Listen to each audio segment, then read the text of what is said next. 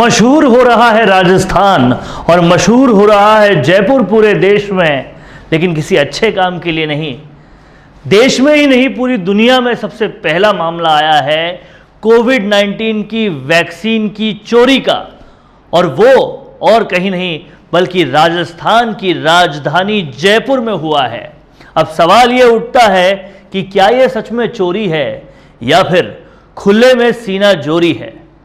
देख रहे हैं आप लोग राजस्थान संवाद, और अगर आपने अभी तक इस चैनल को सब्सक्राइब नहीं किया तो तुरंत कर लीजिए, क्योंकि राजस्थान में होने वाली घटनाओं और राजनीति का पूरा विश्लेषण हम आपके लिए लेकर आते हैं। पर्दे के पीछे की खबर हम आपको बताते हैं सरल शब्दों में, ताकि क्योंकि आप जनता हैं, सब जानती हैं और आपको सब जानना भी चाहिए। तो चोरी है ये या है सीना जोरी, ये समझने वाली बात है। सुबह जब अखबार खोलते हैं, सुबह जब खबरें देखते हैं, तो हर तरफ एक ही बात आती है कि कोरोना कितना भी बढ़ रहा हो, राजस्थान अपने आप को मशहूर करने का कोई रास्ता छोड़ता नहीं है। और देश में पहली वैक्सीन चोरी होने का मामला राजस्थान में हुआ है। इसको लेकर केंद्रीय मंत्री गजेंद्र सिंह शेखावत ने बड़ी ही तंजता के साथ और व्यंग के साथ ट्विटर पर लिखा भी है कि राजस्थान देश में पहला ऐसा राज्य बना है जहां पर कोविड-19 वैक्सीन चोरी का मामला सामने आया है, और शर्म आनी चाहिए राजस्थान सरकार को। लेकिन सवाल सबसे बड़ा ये उठता है कि कोई कोविड-19 की वैक्सीन क्यों चुराएगा? क्या ये सच में चोरी है या फिर इसके पीछे की कहानी कुछ और है? क्या ऐसा तो नहीं है कि बिना आधार कार्ड लिए या बिना कुछ किए अंदर ही अंदर बिना एज का मैच किए इंजेक्शंस लगा दिए गए, वैक्सीन लगा दी गई, और जब रिकॉर्ड मैच नहीं हुए तो कह दिया गया कि चोरी हो गई? याद कीजिए, सरकारी फाइलों के साथ भी ऐसा ही होता था। जिन मामलों में घपला ज़्यादा होता था, जिन मामलों में बवंडर ज़्यादा होता था, बवाल ज़्यादा होता था, जब फाइलों का सिस्टम होता था, कंप्यूटर नहीं होते थे, तो वो फाइलें चोरी हो जाती थी।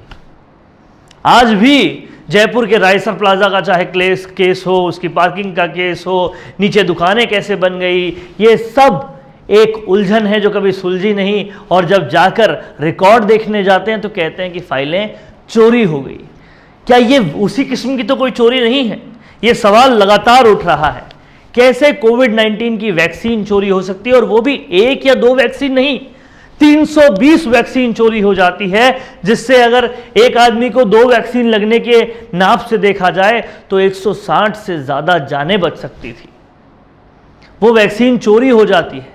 जो वैक्सीन सरकार मुफ्त में लगा रही है या बहुत कम पैसे लेकर लगा रही है, वो वैक्सीनों को क्या ब्लैक में बेचा जाएगा?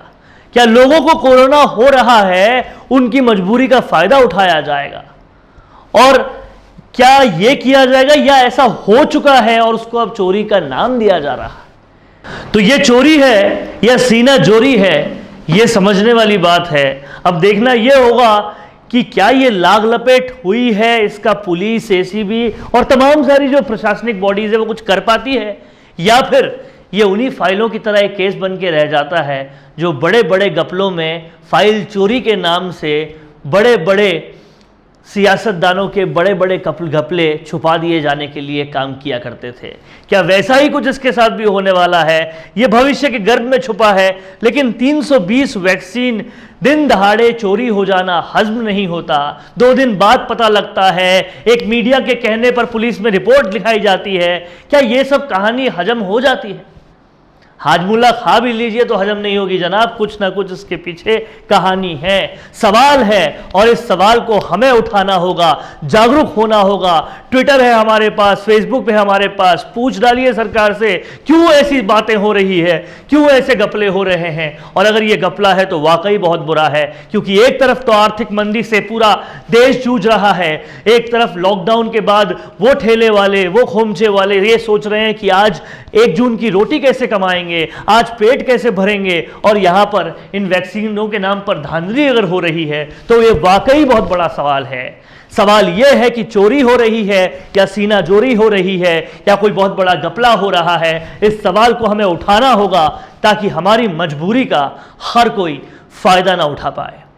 देखते रहिए राजस्थान संवाद। और अगर आपको ये खबर पसंद आई है तो कमेंट में बताएं, इसे ज़्यादा से ज़्यादा शेयर करें। अगर हमारा चैनल अभी तक सब्सक्राइब नहीं किया तो तुरंत कर लीजिए, ताकि आपको हर खबर का नोटिफिकेशन सबसे पहले, सबसे जल्दी, सबसे तुरंत मिल पाए।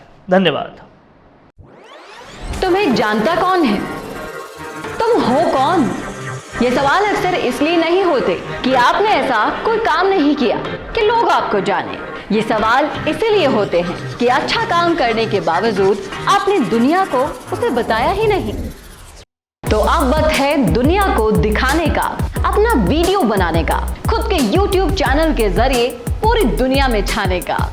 इसके लिए मिशी मीडिया सॉल्यूशंस आपको देगा सारी सर्विसेज, वर्ल्ड क्लास स्टूडियो से लेकर big screen touch panels, anchor से लेकर एडिटर्स और राइटर्स तक, सब कुछ एक ही जगह पर। तो अब देर मत कीजिए, क्योंकि अगर ये सच है कि हमारे जाने के बाद हमारा काम ही रहता है, तो अपने काम और अपने नाम को बढ़ाइए। वीडियो इंडस्ट्री के हर सेक्टर के प्रोफेशनल्स अब एक साथ आपके लिए मिशी मीडिया सॉल्यूशंस में। ज्यादा जानकारी के लिए संपर्क करें 9549700549 पर, या आज ही लॉग इन करें www.mishimediasolutions.com पर।